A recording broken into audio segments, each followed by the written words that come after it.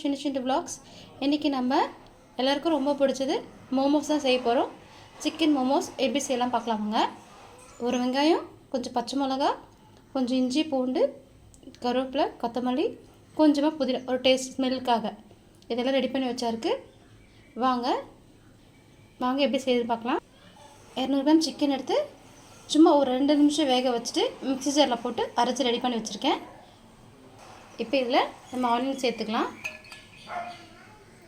கொஞ்சமாக உப்பு ஆட் பண்ணிக்கலாம். கொஞ்சமாக பெப்பர் ஆட் பண்ணிக்கலாம். கொஞ்சமாக சில்லி பவுடர் ஆட் பண்ணிக்கலாம். கொஞ்சமாக வினிகர் சேர்த்துக்கலாம். இப்போ இது நல்லா மிக்ஸ் பண்ணிக்கோங்க. ரெடி பண்ணியாச்சு.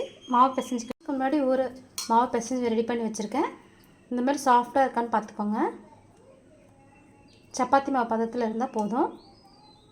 சின்னதாக மாவு உருட்டி வச்சுக்கோங்க. சைஸில் மாவு உருட்டிக்கோங்க. இப்போ உள்ள ஸ்டஃபிங் வச்சிடலாம். கையில் இப்படி வச்சுக்கோங்க. இதுக்குள்ளே ரெடி பண்ணிக்கோங்க. இட்லி பாத்திரத்தில் தான் ஸ்டீம் பண்ணுறேன். இட்லி தட்டாடு லைட்டாக எண்ணெய் தடவிட்டு மேலே வச்சுருங்க. ரெடி பண்ணிடலாம்.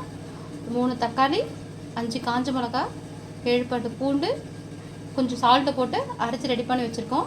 கொஞ்சமாக எண்ணெய் விட்டு எண்ணெய் காஞ்சிருச்சு. இப்போ சாஸ் ஆட் பண்ணிக்கணும். டொமேட்டோ சாஸ் சேர்த்துக்கலாம். சுகர் ஆட் பண்ணிக்கோங்க.